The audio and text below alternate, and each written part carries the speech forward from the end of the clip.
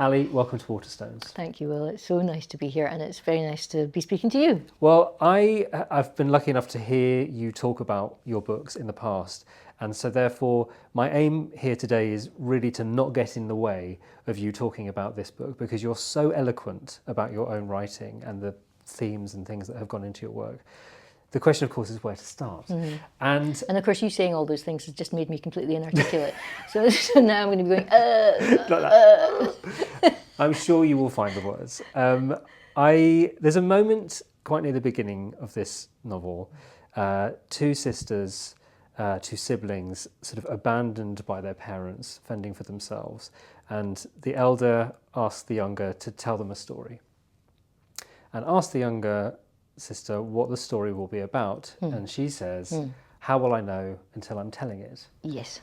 And I wanted to ask whether that is how you approach storytelling. When you sit down to write something, do you know where it's going, or do you feel your way? I never know where it's going. Some people probably do. They probably have some marvelous system, and they've got their stuff on the wall that's telling them where the story is going to go.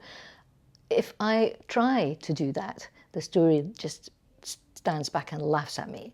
And I was reading Simone de Beauvoir, who says at some point somewhere, I can't remember where, what would be the point of writing anything if you knew what happened? And I think she's right. I think that's right. I think that whatever the journey is, it has to be a live, a vital thing, which is in itself dictating itself as it goes, and at the same time you're in dialogue with it. They're in this kind of, but you really want to go that way, but if we go that way this will happen, but if, what will we do when we get to this particular fork in the road, so that you're always in dialogue with the thing.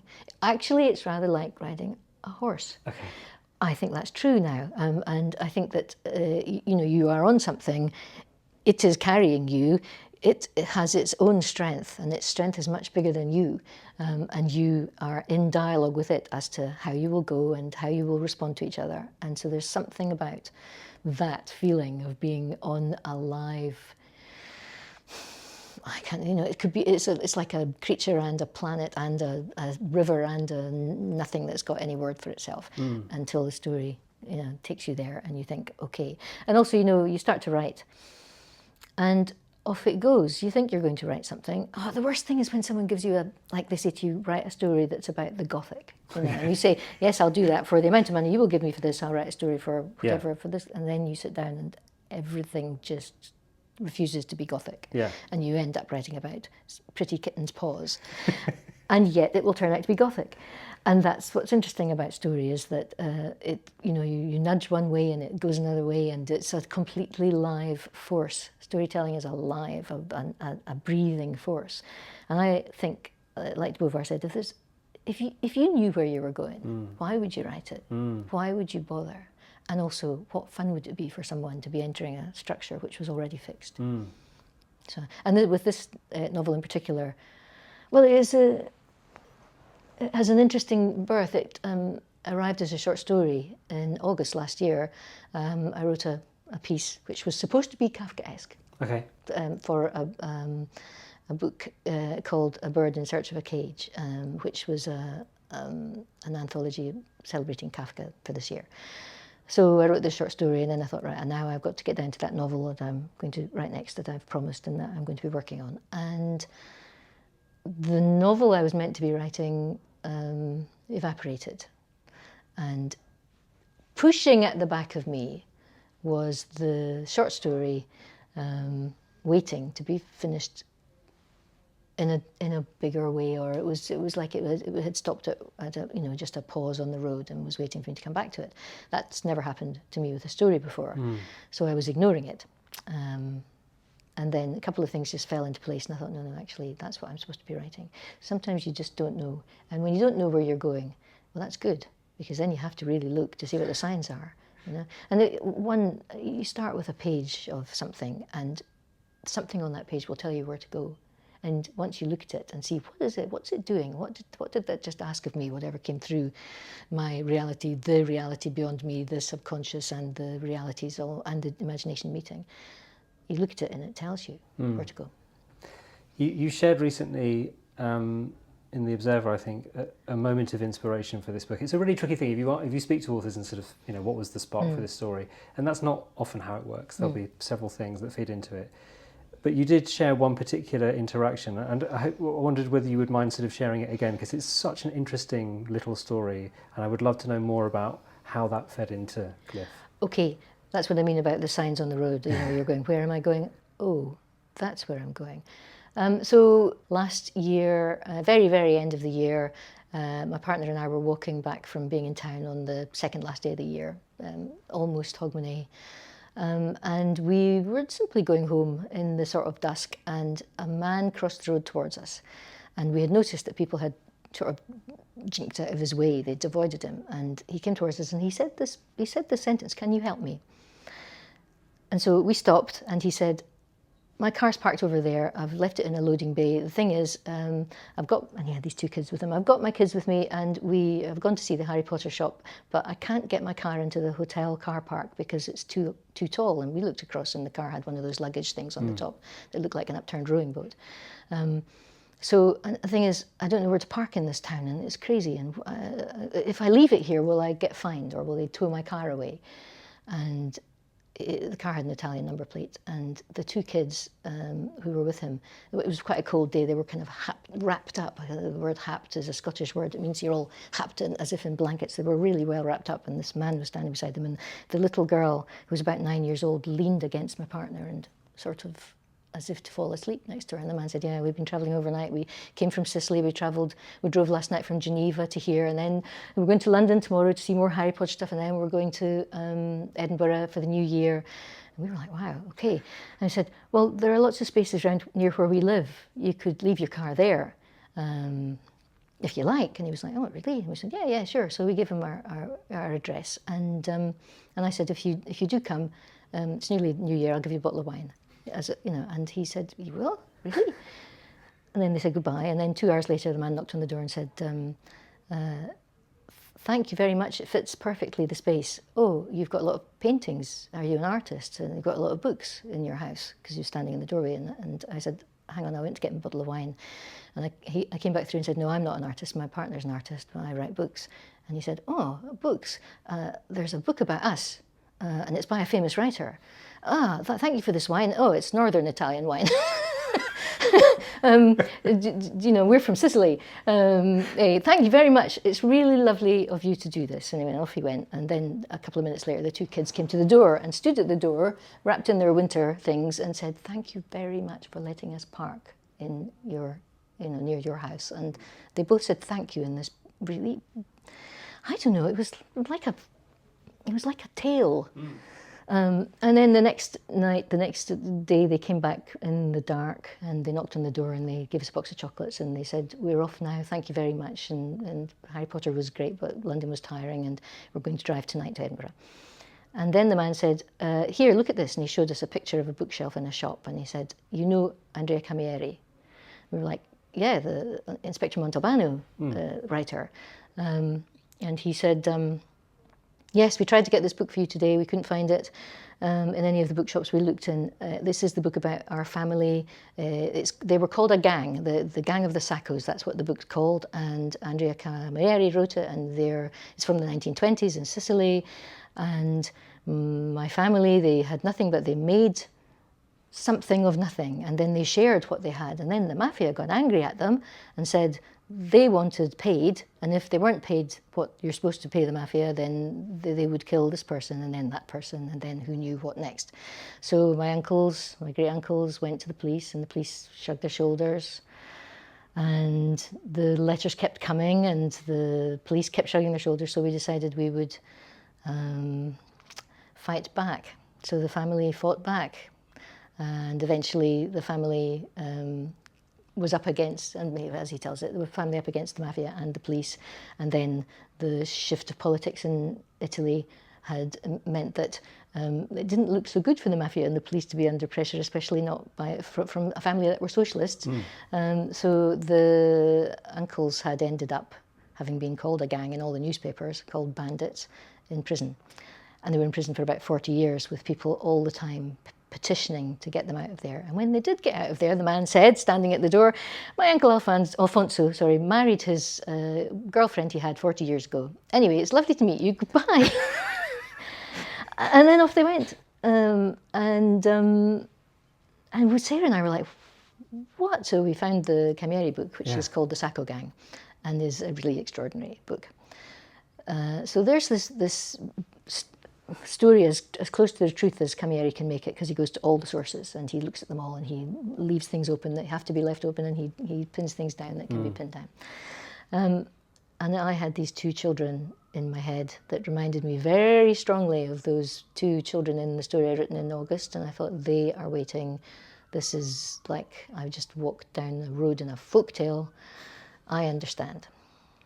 So it was a gift to me to think, actually, if I needed to know, if I needed to see anything more innocent and polite, and yet with this incredible history behind them and that they come from, that was the open door, if you like, to being able to start this book where I should start it. It's incredible. It's, as you say, that thing of, I think you have to be open to that kind of thing, don't you? Because as you said, lots of other people were stepping out of their way, not engaging, which I think is a very modern thing, which, you know, and particularly in certain parts of the country, I would say, you know, people just like, don't get involved. Especially someone asking, can you help me? Yeah. So clearly. But you know, the thing about story is, you have to, if you're going to write, you have to be open to it. And if you're not open, your story won't be open, and then it won't be a story. And that's, I think, the point here is that story itself is an open form.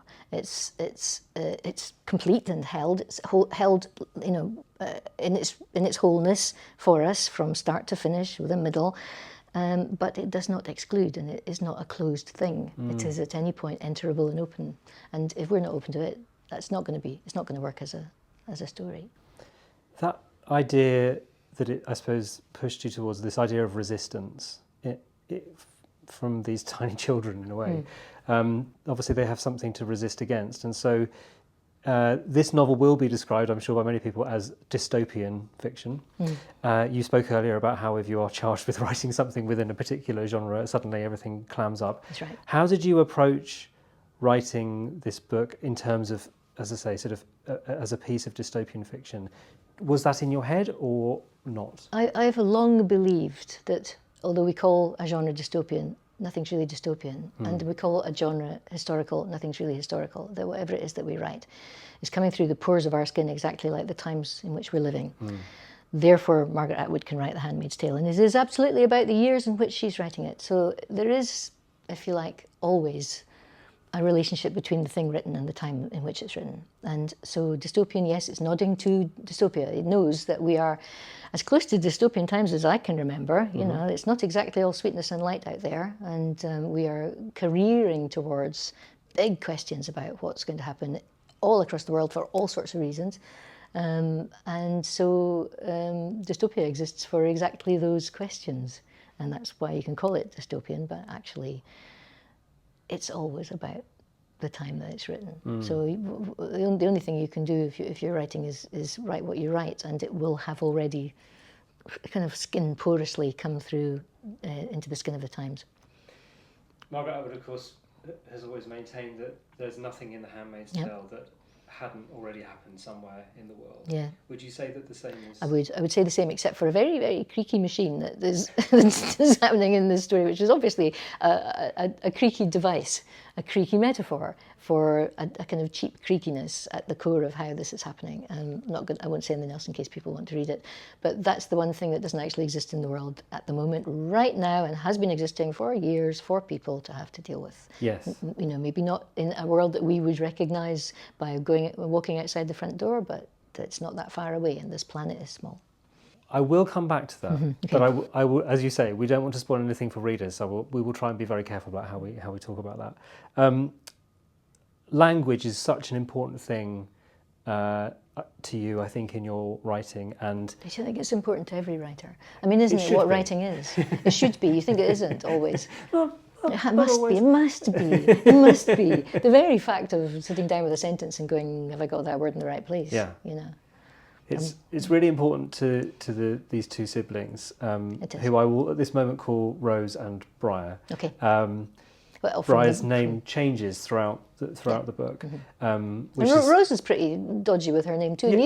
Neither of these kids wants to be pinned down by words by which you can be called something. In other words, names. well, this is, I suppose, one of the really interesting things. This idea of definition.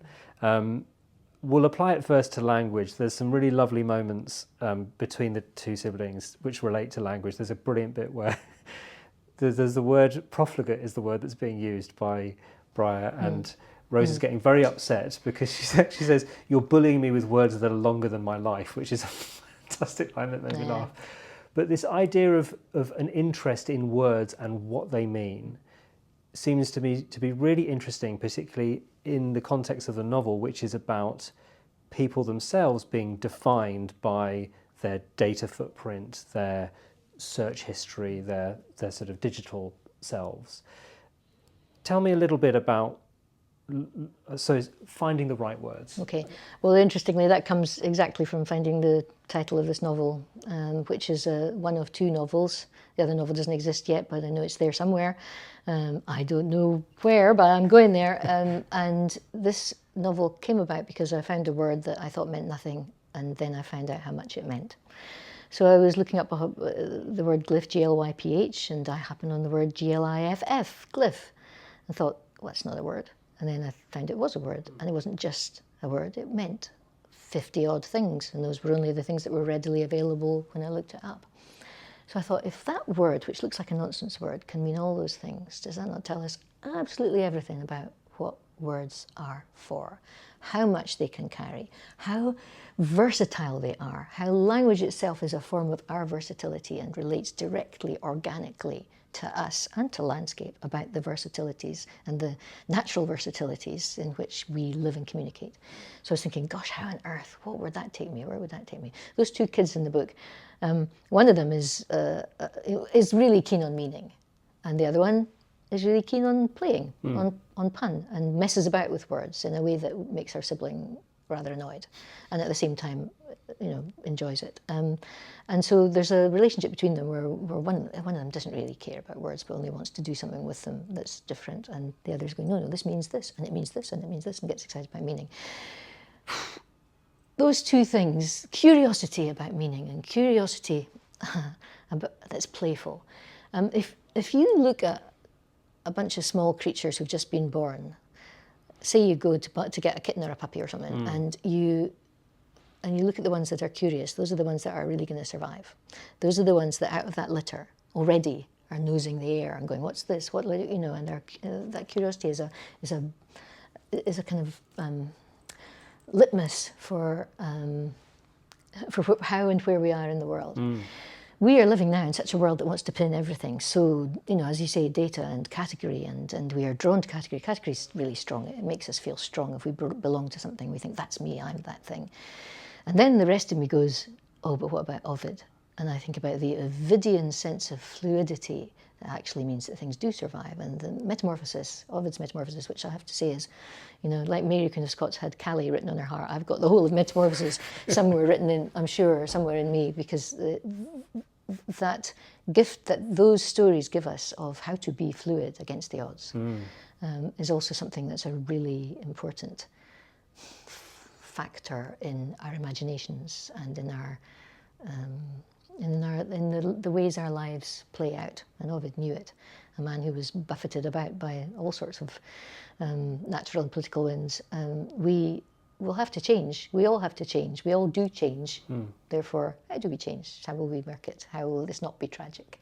There aren't very many stories in Ovid that aren't tragic, but there are some.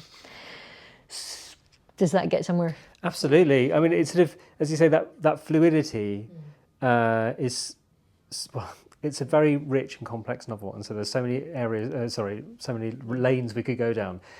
I suppose the fluidity immediately takes me to this idea, I suppose, of the gender fluidity that exists, particularly for Briar as a character. So their gender is not very clear at the beginning of the book. It's not even 100% clear at the end of the book, I suppose. They don't know. No. They don't know. They're between things. You can see that with that child, I think, very clearly, that all things are possible for that child. And then suddenly, all of a sudden, out of nowhere, all things are not possible. And in a way, that's the darkest moment of the book. That says, you are not possible as that, you have to be this. And in a way that's right. I think we are at a moment in time which wants to reduce us to data, and to use that data to make someone somewhere a lot of money. Fair enough, data's useful, and it's going to do that for that person, but we're not data. It always reminds me of a moment when I saw Nigel Farage waving a passport in the air, and he said, this is it. When he was holding a passport, he said, "This is why we exist." And I'm like, that's just a piece of paper. Yeah. It is not a life, and it is not a human being. And I thought, that's where we're going. And of course it is. You can't go in. I mean, then since then I've met people who are surviving simply because they have a folded up piece of paper photocopied 2 years ago in their back pocket that proves who they are. And that's supposed to be why they're a human being. All of these things have always been at play in our worlds, but now are very, very pressurized. And so if we're not aware of that pressure on all of us, then in some ways we're ducking under the pressure, I think.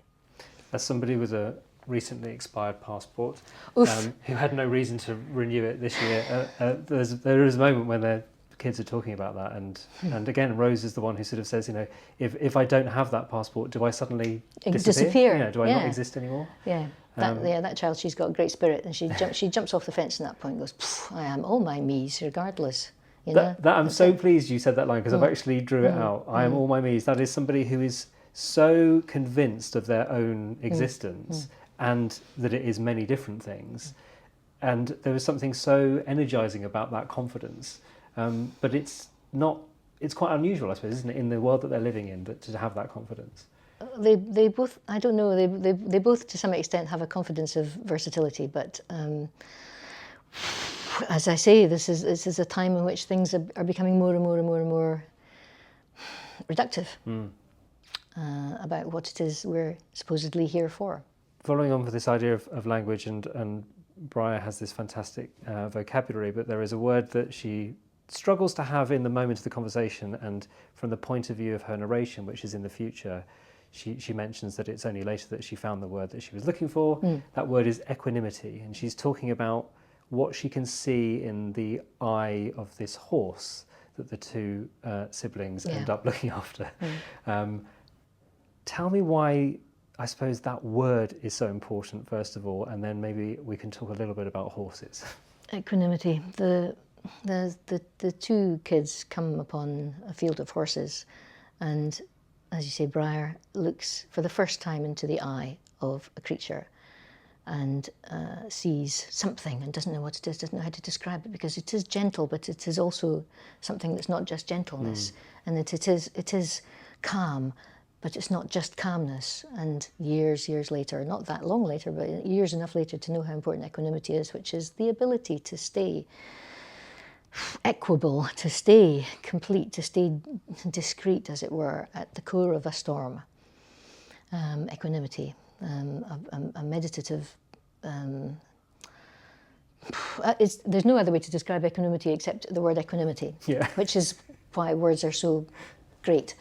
Because look it up and you'll find all the meanings of equanimity. It is that revelation which which this child sees in the liquid eye of another species.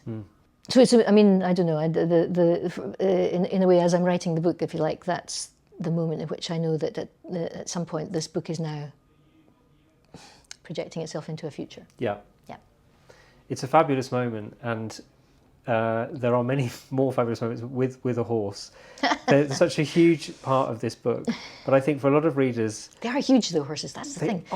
They're bloody huge. I mean, even a small pony is quite huge, you know? They're big and they're heavy, they're powerful. Yeah, they're powerful. And they encroach on the human, so the house that the two kids are staying in suddenly has a horse in it with all of its shit on the floor and all that sort of stuff, and it really has... But I suppose... I think it probably means different things to both of them, but it's so important that they rescue this horse from an abattoir, which is where it's heading, it turns out. and so the money Only for one of them, though. One of them wants that horse rescued, and the other one goes, "Okay, I understand." yes, You know, so in a way, there's a dialogue between them about that. It isn't like they're both racing. You know, it's like they're going, "Okay, well, all right then." You know. and this is part of this sort of this, I guess, this idea of resistance that we were talking about right at the beginning. These two young people who are like, "No, we're not going to stop that happening. We have to." A sense of duty or something. So, well, the word that comes, I think, to the fore in the narrative is trust. So the child and the horse have a connection. It's the kind of connection you have between creatures which has no words, and which we try and give words afterwards, but doesn't meet the connection itself, which is wordless, or differently languaged, we could say, because language is a multi-faceted thing in itself. Never mind words. So the word that comes to the fore is, what is trust? What is it that exists between two beings, regardless of their species, which is about a trust which you could call dutiful, or you could call instinctual, or you could call, I don't know, elemental. The relationship between humans and animals is one thing, and I suppose another relationship is between humans and technology. And a neat way that you find actually of combining the two was this idea of people having the sort of their handheld devices, their phones and things like that, and that they're almost like Tamagotchis. A cultural reference which not everybody will understand because, of course, they are of a slightly different era. How interesting. But you know what's weird is that I was quite old when Tamagotchis when Tamagotchis came. I literally used this the other day with my own children because they were so sort of look at and I remember sort of saying it's not a Tamagotchi. Like, it doesn't require you to keep looking after it. Just put it down and come back to it later. And they were like, "What's a Tamagotchi?" So I had to explain what that was. But this relationship that we all have now, well, maybe not all of us, but most people have with a phone in their hand, has perhaps reached a really troubling point. Is that part of what's feeding into the book? I'm sure it is. And also what's at the back of the book and bolstering the book, as far as I am concerned, and as far as with any like the human species is concerned, is what Margaret Atwood said to me when I asked her about this. I said, what are we going to do with the technologies when the technologies are used against us or turn against us or are used to corral us? And she said, human beings always do things wrong before they do them right. And that was as simple as that. I mean, the thing about Atwood is she's very, very long-sighted. Yeah. And I think she's probably right that we do get what we've got, realise how powerful it is, use it for powers, and then we reassess where we are with it. And, you know, before that, you've had to go through the sacrifice of what happens when you are still working out, you know, what that power actually means, what it's going to do to you or others, or for you or others. So that's where we are at the moment, and particularly with the breakthrough and everybody talking about AI as if AI does not have human beings behind it, which it does, and the idea that AI will not have human beings behind it. Well, yeah, now there are facets of AI which can go off and create mayhem on their own, but believe me, there's going to be human beings behind AI. They've always been behind whatever the technology is that is, you know, that just shifts our world. We have to again learn how to replay that piano so that it doesn't, you know, form chaos, as it were. There's a sort of image which I see all the time now, particularly in central London, which is of people now are walking down the street looking at their phones and they're sort of navigating themselves with a peripheral vision. They're not looking up, they're not, and often this leads to people just bumping into each other quite a lot. But I find that, I think I used to see it a little bit, but now I see it all the time. Everybody is looking at the phone, and I'm the one who's having to sort of step around them.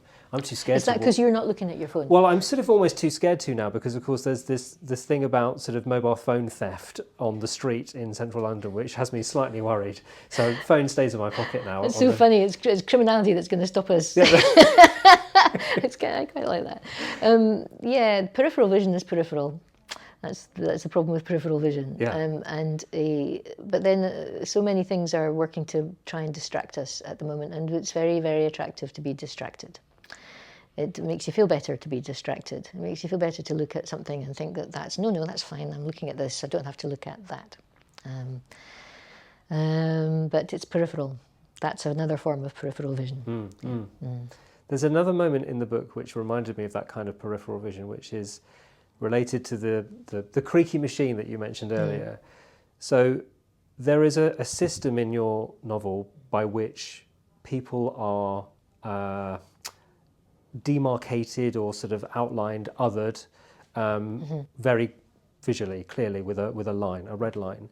And the machine that does this is upended at one point, and the paint that's in it spills all over the street. And what happens is that the people walking down the street and driving down the street end up actually sidestepping this. It's not even a line, but it is. It's just a spill of paint. Yeah. It's just a spill of paint, but because of its colour. And they know what it means. Because they know what it means. And so they just naturally evade it. Yeah. That is such a powerful image to me. Can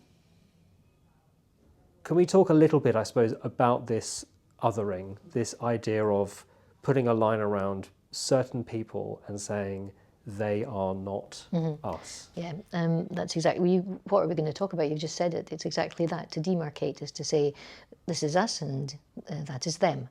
There is no us and them. There never has been an us and them. There are just human beings, and there is just a planet on which the human beings are living. And there are some of them trying to find other planets to go and live on too, but those are only those 3 or 4 very rich people who can go off in their rocket ships. But there is just us. But yeah, it serves so much in industry, money and power, to say that we are we and they are they, because you can harness power, and you've always been able. It's the biggest line in the playbook for how you make power work for you, to say, but they're not us.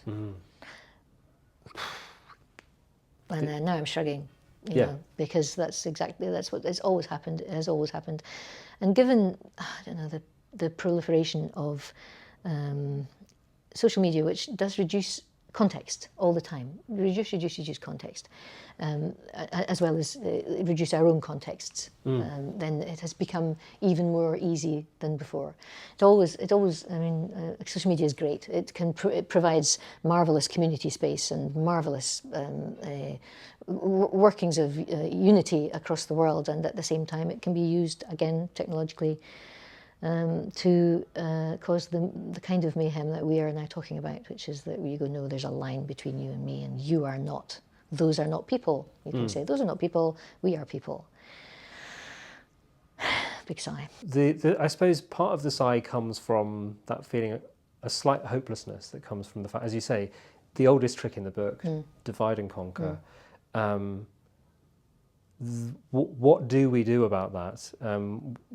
Interestingly, I was just having a conversation with Michael Morpurgo, and we have a connection through Warhorse, and we were talking about how at the end of the first half of that play, there is a huge cavalry charge, and what used to happen was the lights go off, the audience know it's the interval, and they start clapping wildly. It's a very exciting sort of finale to the first half, and he was saying that now the show's just been remounted, it's on tour.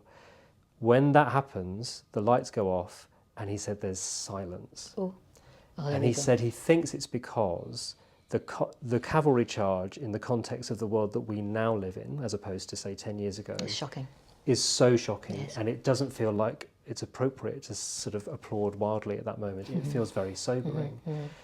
And I wondered whether you sort of feel the same way, that given the various conflicts that we're witnessing at the moment, there's always a conflict. I'm always talking to authors about the conflict that's going on at the moment. But is there something about what's happening now that feels particularly perilous? Yes, I think so. And I think also that we can dodge to our peripheral vision as much as we like. We all know it. And we all know that the world has shifted and it has changed. It was something that Fiona Hill was saying on the radio the other morning. I heard her, and she said that the world order has shifted, and we all know it. The world order is in the balance of shifting right now even further, and we all know it. And a chap I was speaking to last night as well at a thing I was at said something interesting. He said, the 20th century's really gone, hasn't it? Yes, things have changed. Yes, and the other thing that Fiona Hill said was, this is the time for action, she said, and we're waiting for that action. I think that's right. I think that what you said earlier is, what do we do about it? I think we say, stop it. I think all of us have to say, stop it. I think, never mind our peripheral vision, let's trust that pressure that you were talking about that came at the moment of darkness in the middle of war horse. And that's the thing about horses as well, there's a marvellous poem called The Horses by Edwin Muir. You know it? No. Okay, Edwin Muir, a great Orcadian poet, one of the first translators with his wife Willa Muir of Kafka, believe it or not, wrote a poem called The Horses, which is about the end of the world, and the end of the world ends, and yet there are still some people there, and the first thing that happens about a week after is some horses arrive at the end of the field or the path, waiting for the people to approach them. In other words, whatever the relationship, the trade, the understanding, the generosity and the openness that we have with us and other species in nature, that, this poem says, is there all along and is at the basis of everything. That's why War Horse is so shocking, because we know that those deaths are, are as dark as they can be. The old world was finished. Again, the cavalry charging in the First World War, the old world was finished. It's a pivotal moment that we all know has happened again 100 and, well, not very many more years than 100 later. That's where, it's where we are. We have to know it and we have to say it. What other story is there? And story is a pressure. I always remember Grace Paley, the writer of only short stories. She only wrote short stories because she said that, art was too long and life was too short. So Grace Paley said that the reason that she became a writer is the pressure. She said, I felt a pressure here, and she went like this. She thumped herself in the chest. The pressure is here, and you have to write. It's a pressure. And in a way, it's the same for all the things which press through us in a time in which we're invited to be more peripheral. That seems to have been a driving force for your writing in recent years. Because, all the years. Okay. I think all the years. It's just this. It's the pressure. I think so. Yeah. But obviously, with your seasonal quartet, the pressure of writing almost in real time was really quite unusual. Yeah, that's true. That's interesting. It was a formal pressure that I chose to. Yeah, and lucky for me, my publishers, they ran with it. They did. They more than ran with it. They welcomed it and they worked with it. They're astonishing people to do that. But yes, but then it is the same pressure as the Victorian novelists were working under when they were publishing something every week. Dickens sits down to write in Oliver Twist, and he writes something, and you read it as you go along, and you think, oh, the story was going to go that way, but then you took it that way. Right. There's a moment when Fagin opens a box, and there's something in the box, and he thinks that's going to come back later in the story, and it doesn't. But, Dickens has allowed himself the possibility of it. So story arrives under pressure. Yeah. With that in mind, I know you said that, so we know that there's going to be a second book, but you have not started writing that at all yet, or? I daren't tell you anything about it because it's so, it in itself, it's very like you look at something in the wild and it sees you and runs away or lopes off down the road. At the moment in our street, we've got a lot of strange wildlife in our street that we've never had before. I live in a mid-city street. We have a muntjac, we have 2 foxes, and we have a badger going up and down that street. That's kind of extraordinary. The wild is really, all around us. And that's also the thing about when you're writing is that to give it away before it's ready to be articulated, then it will just lope off down the street and be like not coming back here for a bit. That is the trouble. Yes, and I would never dare to ask you because I know I don't like asking people about their sort of work in progress because, as you say, sometimes the talking about it means that it won't disappears. Happen. It just won't happen. It's like the story has been dishonored in some way, and it's like I'm not coming. But formally, you've always known that it had to be 2 separate books. Yeah. Readers will just have to wait and see. I certainly will be. Me too. Waiting with. No, it's coming. It's coming. No, it is coming, but I can't see. I daren't. I'm only at the point just of beginning to articulate it to myself. So, yeah. And given all of the themes in the book about, I suppose, almost a rejection of technology and this idea of having a digital footprint and being measured by those data points. Well, no, not really. It's not really a rejection of technology. I mean, Briar, as one of the characters, loves technology and is furious in a way at not being allowed to use more technology, and knows exactly what to do with that technology, but does not have the power to do more with it than they can. So it's not a wholesale rejection of technology, that would just be stupid. It's be like railing at a gramophone. So it's more about the ways in which we will be used by it. Really. But you strike me as quite an analog person. Do I? Well, you mentioned earlier you don't have a mobile phone. No, I don't. I have a phone which I don't have the internet on, and which is a great relief to me because I don't want to be followed about by my emails. No. But I'm hardly analog. I'm on a laptop most of the time.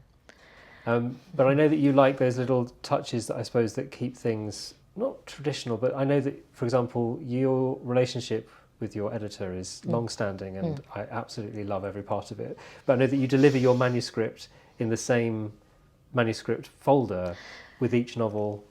I don't know if this is still holding for the generations coming after the one after mine, as it were, but there's a statistic that says that when we read something on paper, we read 90% of it, because ink and paper and the eye have been meeting each other for so many centuries.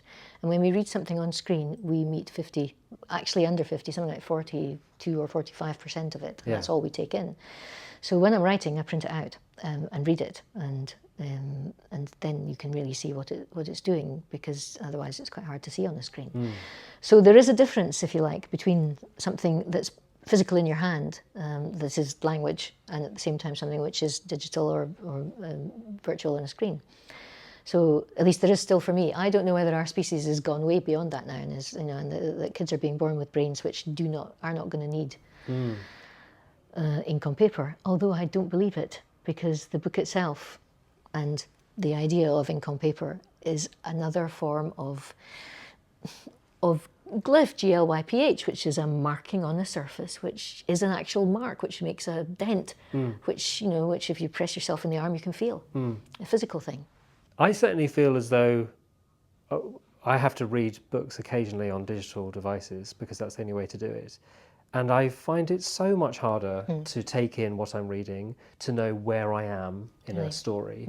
And there's something about that tactility that comes from a book, which just allows you to locate yourself in a story. And in time as well. It's really about time. I mean, if you're reading a book, the passage through that book, it might tell you a percentage at the bottom of the page. Yeah. But the passage through that book, you know it because of the number of, the actual physical number of pages that you've gone. I always remember Toni Morrison saying somewhere, "Oh no, I'm really glad we've got digital books, because now I can make the print bigger." And that's right. So basically, let's use it in all its ways. Let's be as versatile as we are. Yeah. Ali, I feel as though, as I said, it's such a rich and interesting book that there are so many things we could talk about, but I don't want to ruin things for readers by going too much into the plot of it. Sure. But I suppose with that amazing moment with the man and his two kids in the street that sort of inspired the book, this idea of resistance, I wonder whether what future you see for those two children. They'd been through an awful lot that day and had an awful lot more to come, just to sort of do some of the things that they love. What hope do you have, I suppose, for the world that they're growing up in? Oh, I have total hope. I have total hope. I saw those two young... Their manner was so quiet, polite, and there. And they were speaking in a language that was not their first language. Whenever a language meets another language, I have hope. Full stop. Because we're entering the family of languages. And by that, I mean, it meets all the languages. Don't just mean the languages that use words, the whole family of languages. So whenever two things meet that involve a translation, and now we're back to Ovid, something which shifts and changes, and by which we are properly meeting something, in the larger meaning of meeting, to meet something, to come up to it, to be worthy of it. I have total hope, precisely because of those two kids, and also because look at the history that they've come through, and there they are. And it's a chance story that blew my way, and what a blessing it was. So thanks to that, thanks to the chance of story, because that's, again, what story is. It's a chance, it's a possibility where there is sometimes seems to be no other possibility. The imagination will find a window, a crack in the stone, a door with, a handle, or one door you can push open. Ali, thank you so much. Thanks, Will. What a nice conversation. Thanks so much.